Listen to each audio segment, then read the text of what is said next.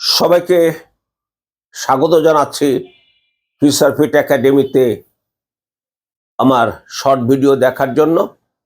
আজকে আমি 18 নম্বর short video করছি। এর আগে আমি প্রথমে 7টা শর্ট ভিডিও করেছিলাম ভেনিজুয়েলার উপরে, 2টো শর্ট ভিডিও করেছিলাম 1971 সালের ডিসেম্বর মাসে জাতিসংঘে মুক্তিযুদ্ধ নিয়ে ভোটের উপরে, তারপরে একটা ভিডিও করেছিলাম আমি left and right political wing নিয়ে, এরপরে আমি অর্থনীতির উপরে আপনাদের আগে 4টা ভিডিও দিয়েছি, আর এখন আমি আপনাদেরকে দিতে যাব হলো 8 নাম্বার অর্থনীতির উপরে, আর টোটাল ভিডিও নাম্বার আমার 18।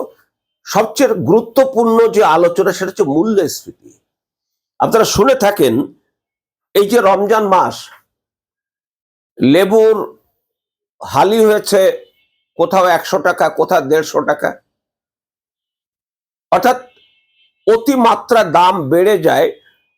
আর পক্ষান্তরে আপনার এই পরিমাণ টাকা দিয়ে এটা ক্রয় করার মতো ক্ষমতা নাই, তখন সেটা হলো মূল্যস্ফীতি। অর্থাৎ আপনার আয় বাড়েনি কিন্তু ব্যয় বাড়ছে, তখন আপনি কি করেন? দাম যখন বাড়ে কিন্তু আয় বাড়ে না, তখন আপনি আগে যেটা যতটুকু কিনতেন তার চেয়ে পরিমাণটা কম কেনেন। আগে যখন আপনি যা কিনতেন, মাংস হয়তো মাসে কয়দিন কিনতেন, তার চেয়ে অর্ধেক কমায় দেন। এটা করতে হয়, আপনাকে বাঁচতে হলে সেটা করতে হয়। তাহলে এখন যে দাঁড়াচ্ছে মূল্যস্ফীতি দুটো কারণে হতে পারে। একটা হচ্ছে যে আপনার উৎপাদন খরচ বেড়ে যাওয়া। উৎপাদন খরচ কখন বাড়ে? যেমন একটা পণ্য উৎপাদন করতে সবচেয়ে গুরুত্বপূর্ণ যেটা প্রয়োজন সেটা হচ্ছে জ্বালানি। যখন জ্বালানির মূল্য বাড়ে, সাইকেলিক অর্ডারে উৎপাদনের সর্ব প্রক্রিয়ার মধ্যে এই মূল্যটা বাড়তে থাকে। অর্থাৎ উৎপাদন খরচ যখন বেড়ে যায়, যিনি উৎপাদন করেছেন তিনি তো লাভ করবেন, সঙ্গে তখন দামটা বাড়বে, কিন্তু আপনার আয় বাড়েনি। এটাকে বলে খরচ ধাক্কা মূল্যস্ফীতি।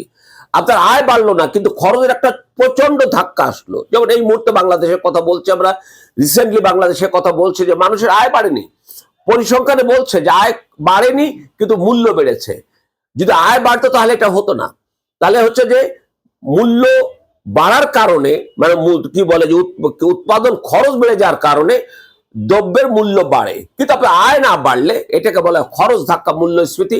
আর একটা হলো আপনার আয় বাড়ার কারণে মূল্যস্ফীতি।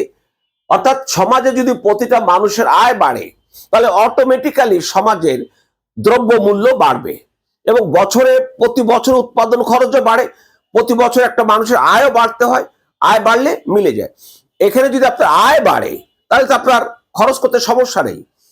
আর যদি আয় বেড়ে যায় তাহলে আপনার একটা ভালো দিক যে আপনার আয় বেড়েছে, দাম বেড়েছে, তো এটাকে আপনি মেনে নেবেন। এটা চাহিদামুখী, অর্থাৎ আপনার যখন আয় না বাড়বে তখন আপনার চাহিদা হবে না। আর চাহিদা অর্থ হলো আপনার ক্রয় ক্ষমতা আছে কিনা।